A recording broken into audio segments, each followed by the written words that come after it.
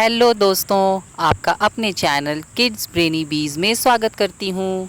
आज हम करेंगे वीणा पुस्तक का पाठ 2 चींटी। पाठ 2 हिंदी का। हर पल चलती जाती चींटी।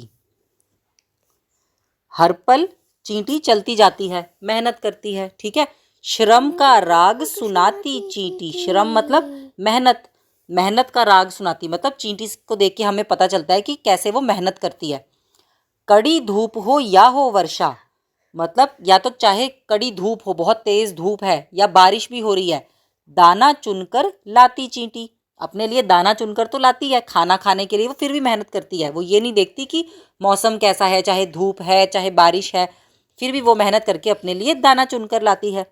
सचमुच कैसी कलाकार है, घर को खूब सजाती चींटी। कलाकार मतलब जैसे कलाकार होता है कि अपने घर को सजाने वाला, तो अपने घर को, हमने चींटी का घर देखा, चींटी का घर होता है उसमें डॉट डॉट बाहर, वो बाहर एक पत्ता रख देती है, उसको अपने घर को उस हिसाब से सजाती भी है। तो सजाने, घर को सजाने वाला है तो वो उसको हमने कलाकार कहा है कि चींटी ऐसी कलाकार है कि अपने घर को सजाती है।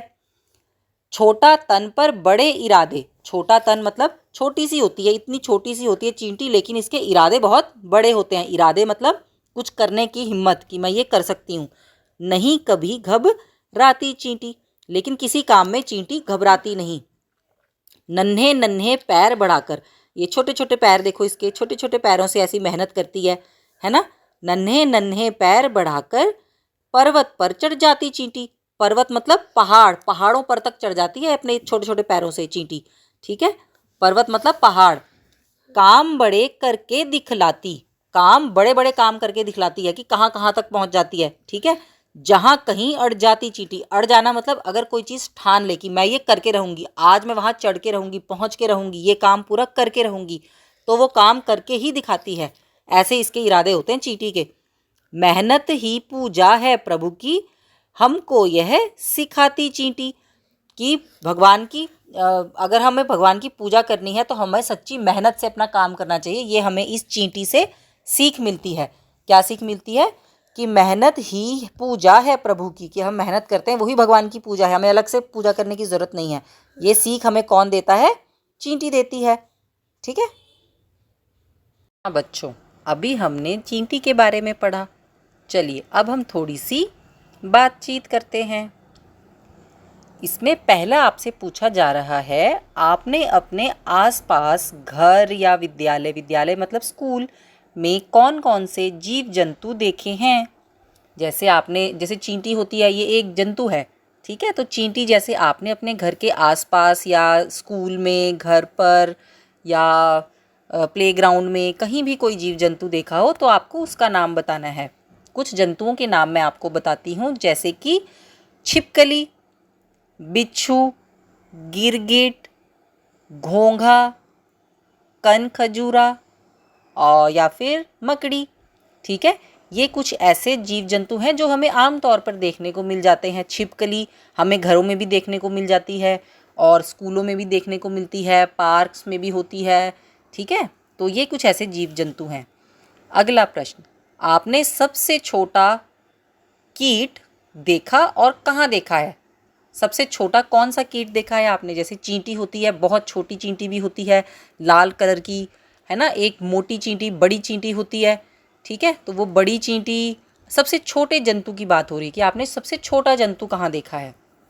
सबसे छोटा जंतु एक होती है लाल चींटी, छोटी चींटी, या फिर आप कह सकते हैं कि मकड़ी। मकड़ी भी एक छोटा जंतु है, ठीक है। तो इसका, इस प्रश्न का उत्तर हम दे सकते हैं मकड़ी।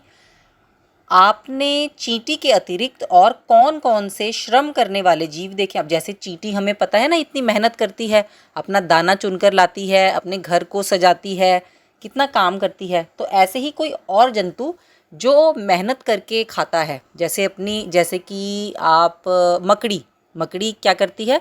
मकड़ी जाला बुनती है, जाला बुनने में मेहनत करती है। फिर उस जाले में जब कोई छोटा जंतु, छोटा कीड़ा या कीट फंस जाता है, फिर वो उसका भोजन करती है। तो मतलब वो अपना खाना खाने के लिए, अपना पेट भरने के लिए मेहनत कर रही है ना। तो श्रम का मतलब होता है मेहनत, तो श्रम करने वाला जीव है मकड़ी, ठीक है बच्चों। चलिए नन्ही चींटी के बारे में आपने अपना कोई अनुभव बताना है। जैसे मान लीजिए कि आपने घर में देखी कोई चींटी या कहीं पर भी देखी, तो उसका आपके साथ कैसा अनुभव रहा। मान लीजिए आपके हाथ में कुछ मीठा लगा था, आपके हाथ में मीठा देख के वो चींटी आ गई और उसने आपको काट लिया, है ना। ये भी एक अनुभव है कि मुझे तो मकड़ी ने काट लिया था। तो ऐसा कोई भी अनुभव आप अपने दोस्तों से, अपने अध्यापक के साथ, अध्यापिका के साथ शेयर कर सकते हैं। ठीक है बच्चों, चलिए अब हम आगे बढ़ते हैं। नीचे कुछ वस्तुओं के चित्र बने हैं। ठीक है, लड्डू, करेला, गेहूं के दाने, चीनी, शहद, सूखी पत्तियां। हमें इनमें से बताना है कि चींटी कौन कौन सी चीज़ खाना पसंद करती है। ठीक है, तो हम देखते हैं लड्डू। क्या चींटी लड्डू खाती है? बिल्कुल खाती है। करेला? करेला तो कोई नहीं खाता, चींटी तो बिल्कुल भी नहीं खाती करेले को। गेहूं के दाने? गेहूं के दाने चींटी खाती है। चीनी बिल्कुल खाती है, मीठी मीठी चींटी, मीठी मीठी चीनी खाती है चींटी। शहद? बिल्कुल खाती है शहद। शहद में तो मीठा होता है ना शहद, तो चींटियों को मीठा बहुत पसंद होता है। सूखी पत्तियाँ? नहीं, सूखी पत्तियाँ तो चींटी बिल्कुल भी नहीं खाती। ठीक है बच्चों, चलो अब हम आगे बढ़ते हैं। निम्नलिखित पंक्तियों, ये जो नीचे पंक्तियाँ दी गई है ना, उनको हमें पूरा करना है। जैसे कि पहली है, घर को खूब सजाती चींटी, पर्वत पर चढ़ जाती चींटी, है ना। घर को खूब सजाती चींटी, पर्वत पर चढ़ जाती चींटी, दाना चुनकर लाती चींटी, और श्रम मतलब मेहनत, श्रम का राग सुनाती चींटी। चलिए अब हम आगे बढ़ते हैं।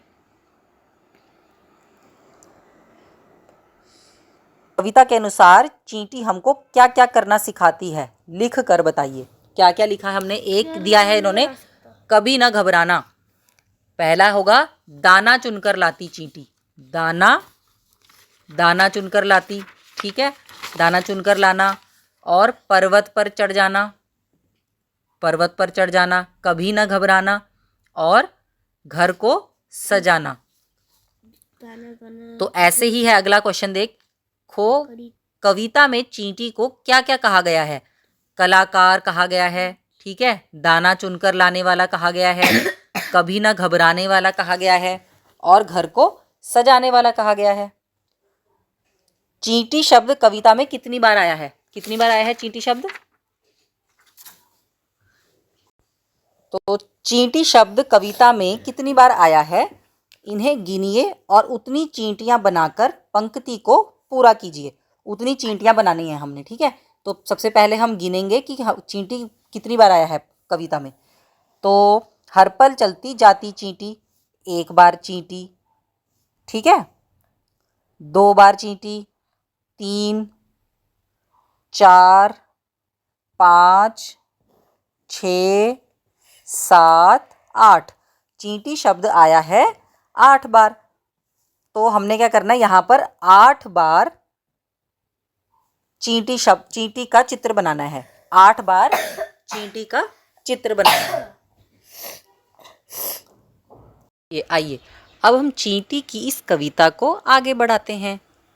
आगे बढ़ाना मतलब आप अपनी आपको इसमें इमेजिनेशन यूज़ करनी है, ठीक है, कि आप कितना अच्छा और इस पोयम को आगे लिख सकते हैं।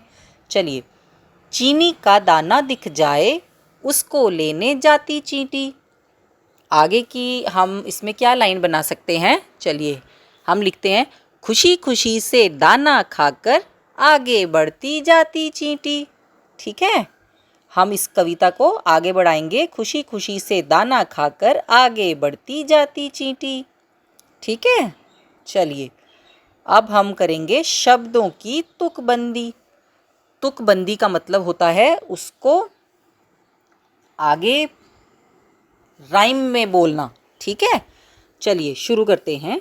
दाना, गाना, धूप, रूप, धूप का हो सकता है रूप, कड़ी, बड़ी, राग, साग। ठीक है, चलिए अब है अगला, चींटी से भेंट, मतलब चींटी से मुलाकात। अब ये बता रहा है आपके घर के कई कोनों में चींटी आती जाती है। ठीक है, चींटी आती जाती रहती है। एक दिन वे आपको रोककर आपसे कुछ कहती है। ठीक है, ये आप सोचिए कि चींटी ने आपको रोका और आपसे कुछ पूछा, तो आपके और उस चींटी के बीच में क्या बात हुई होगी। चलिए इस कन्वर्सेशन को, इस बात को हम पूरा करते हैं। आप, नमस्ते चींटी, आज आप अकेली आई हैं। अच्छा, आपने चींटी से बोला, नमस्ते चींटी, क्या आज आप अकेली आई हैं, क्योंकि आपको चींटी अकेली दिख रही थी। आपने चींटी को रोककर पूछा कि क्या आज आप अकेली आई हैं, तो चींटी ने क्या कहा होगा। चींटी ने कहा होगा, हाँ हाँ, आज मैं अकेली ही आई हूँ, क्योंकि आज मेरे सारे दोस्त पार्टी में गए हैं। ठीक है, फिर आपने क्या कहा होगा, तो आपने उससे पूछा होगा, अच्छा तो आप क्यों पार्टी में नहीं गई चींटी रानी।